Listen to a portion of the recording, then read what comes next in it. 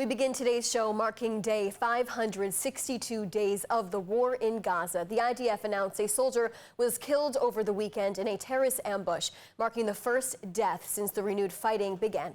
Meanwhile, the IDF says 40 terrorists were eliminated in fighting over the weekend as Israel expands into the battlefield. ILTV's Steve Leibowitz has the developments. An IDF soldier was killed in Gaza in the first fatality in battle since the resumption of the war. Warrant Officer Galeb al-Nassasra was killed and 5 other soldiers injured in Bet Hanun. 3 female soldiers were wounded in the Hamas attack, 2 seriously, including an officer and a medic. The 35-year-old soldier from Rahat was a tracker in the Gaza Division's Northern Brigade. The division had been working to clear the area of Hamas infrastructure close to the border, including tunnels, as part of Israel's buffer zone, which now includes some 30% of the enclave. The incident began when soldiers traveling along an IDF logistics road came under fire from Hamas terrorists exiting a tunnel shaft to launch an RPG at their army vehicle. Rescue forces arrived at the scene, led by IDF Northern Commander Omri Mashiach. The terrorists then set off a roadside explosive device near the rescue forces, killing al-Nassasra and wounding 2 other trackers, 1 seriously. The IDF then carried out a wave of strikes in the area in an attempt to eliminate the attackers. In a recorded announcement, Prime Minister Netanyahu told the nation that there was no choice but to continue the war. הנחיתי את צה"ל להגיב בתקיפות ולהגביר עוד יותר את הלחץ על חמאס. אנחנו במלחמת התקומה, מלחמת 7 החזיתות. למלחמה זו יש מחירים כבדים מאוד, כי כל אובדן כזה הוא עולם ומלואו. אבל אין לנו, כעם חפץ חיים, שום ברירה, אלא להמשיך ולהילחם על עצם קיומנו עד הניצחון. The Prime Minister called for the nation to show patience and determination. אנחנו בשלב מכריע של המערכה. ובשלב הזה נדרשים אורך רוח ונחישות כדי לנצח. אם ניכנע לתכתיבי החמאס עכשיו, כל ההישגים האדירים שהשגנו בזכות לוחמינו, בזכות חללינו, בזכות פצועינו הגיבורים, כל ההישגים הללו פשוט ירדו לטמיון. Over the weekend, the Air Force carried out airstrikes at over 150 targets in Gaza, including terror cells and Hamas infrastructure. Since the IDF renewed its Gaza offensive on March 18th, it struck over 1,400 targets. The IDF said that artillery has been targeting weapons depots and rocket launching sites and operatives. The IDF is operating in the Morag corridor, where it killed more than 40 terrorists and destroyed numerous weapons and pickup trucks used by Hamas. In Rafah, troops located and demolished a booby-trapped tunnel that was hundreds of meters long. Ground operations are intended to expand the buffer zone along the border, where the area is relatively elevated and overlooks the Israeli border communities of Nahal Oz and Kfar Aza. And turning to diplomacy, the U.S. and Iran just wrapped up their second round of nuclear talks as both countries agreed progress was made. More from this on ILTV's Mayan Hoffman. The second round of nuclear talks between Iran and the United States wrapped up Saturday in Rome, with both sides calling the discussions constructive. The closed-door meetings, mediated by Oman's foreign minister, lasted about 4 hours and followed a similar round held last week in Muscat. A third meeting is expected in the coming days. An Iranian official said that the Omani foreign minister shuttled between the Iranian and U.S. delegations about 4 times, calling the meeting productive and saying it took place in a calm and positive atmosphere. Another official has said that Iran is willing to place some restrictions on its uranium enrichment program, but only if it receives firm assurances that U.S. President Donald Trump wouldn't back out of a future nuclear deal. The talks came just days after Trump told reporters he is not rushing to take military action against Iran. Asked on Thursday about a New York Times report that he had blocked an Israeli strike on Iran's nuclear facilities, Trump said, I wouldn't say waved off. I'm not in a rush to do it because I think that Iran has a chance to have a great country. Trump's pivot to diplomacy marks a shift from his previous potentially more aggressive stance. Prime Minister Benjamin Netanyahu responded with a statement stressing that only because of Israel's countless actions, Iran does not have a nuclear weapon in its arsenal today. He stressed that Israel will not allow Iran to obtain a nuclear weapon.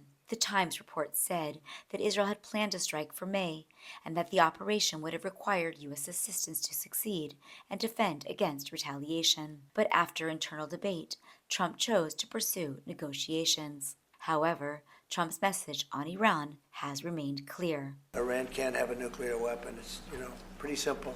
It's really simple. We're not looking to take their industry. We're not looking to take their land.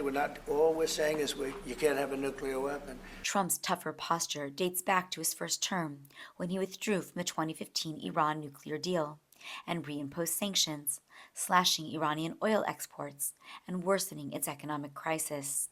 In February, after winning re-election, he revived his maximum pressure campaign, aiming to drive Iran's oil exports down to zero.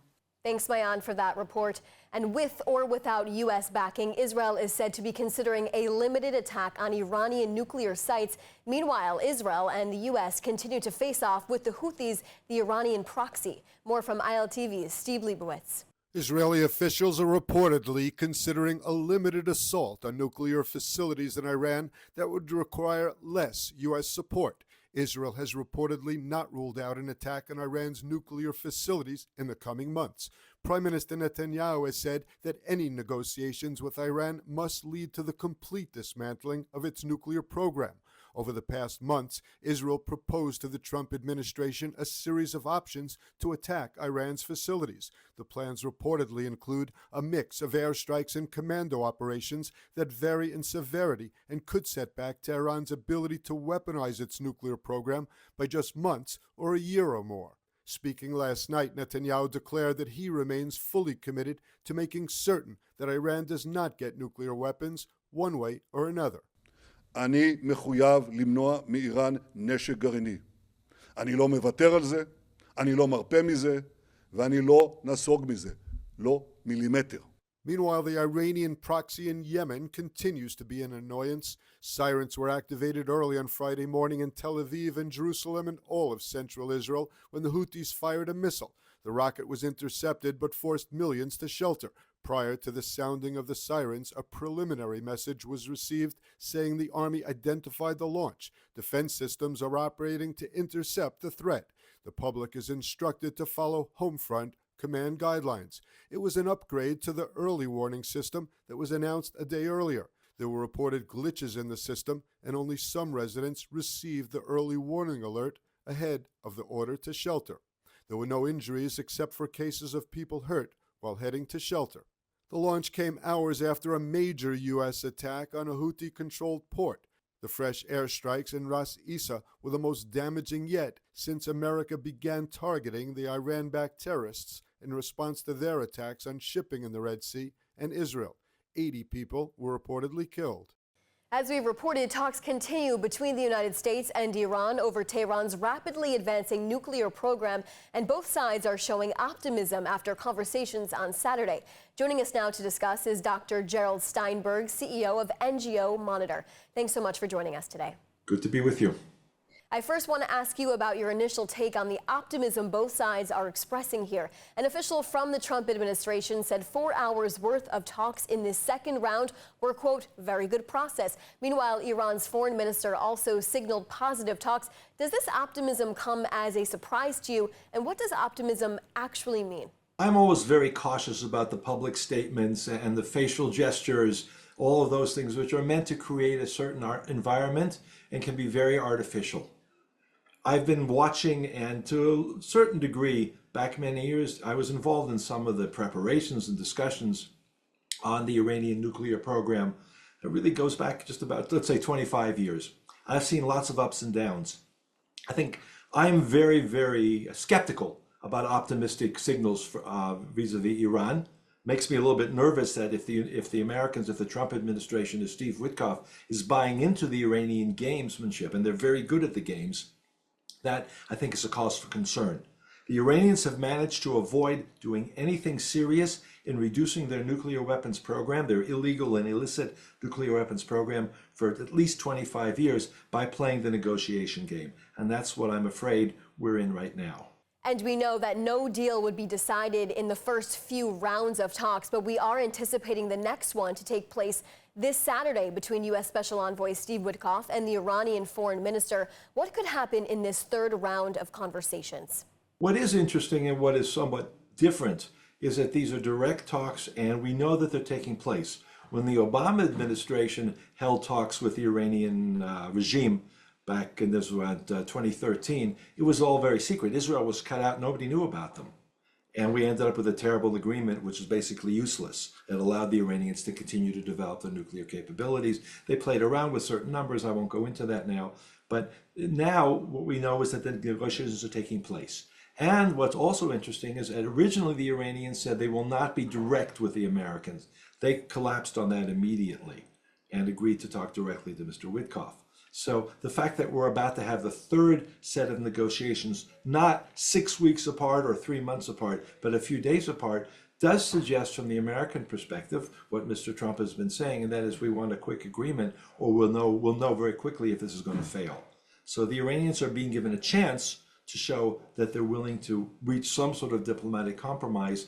Still have to be very skeptical about that. And that leads us to our next question. There's definitely mixed emotion when it comes to these talks. Trump said before they began the talks, if a deal is not made with Iran, he would strike them using Israel as its main power source for it. But people are worried that the U.S. is even negotiating with a regime that is funding terrorism in the Middle East, specifically with Hamas. Do you think these negotiations are dangerous?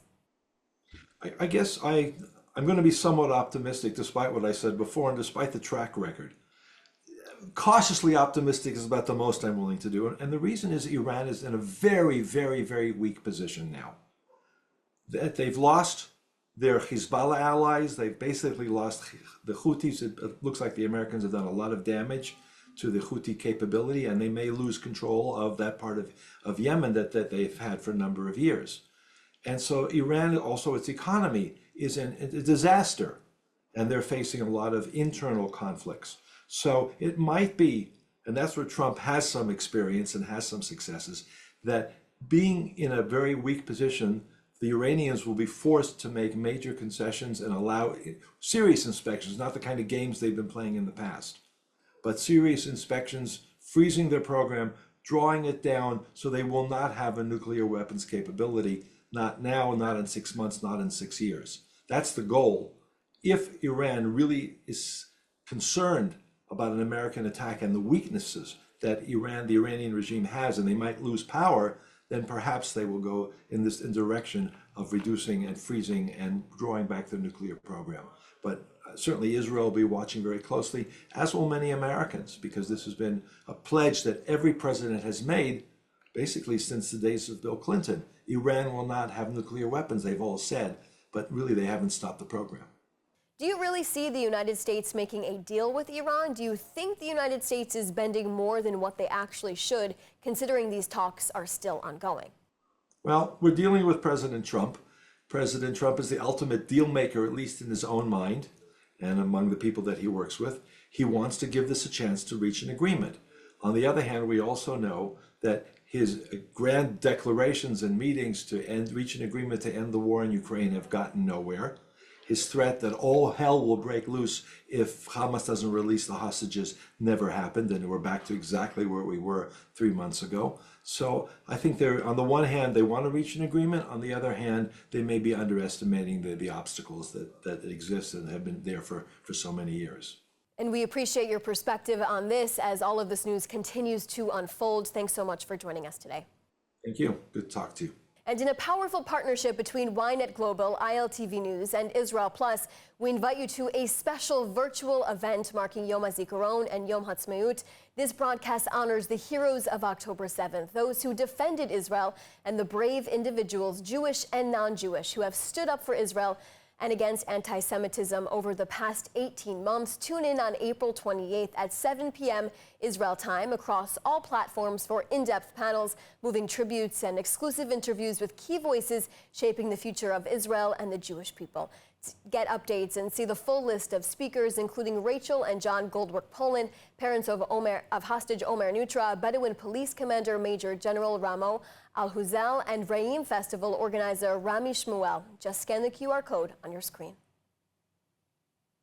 And the family of American-Israeli Edan Alexander is hopeful their son is still alive and is calling for the United States to return to direct talks with Hamas after the terror group claims his captor was found dead, although the IDF has not confirmed any information on this. Here's what you need to know. I think we should engage back with them directly and see what can be done in regards of my son for American dead hostages. And everybody else. Maybe we should negotiate on everybody's behalf. When I say we as in America. The father of American-Israeli Idan Alexander is calling for the United States to return to direct talks with Hamas after the terror group claims his fate is now unknown. The New Jersey native was kidnapped while serving as a lone soldier on the border of Gaza on October 7th. Such a loving boy, but found himself on the wrong time, wrong place, wrong time.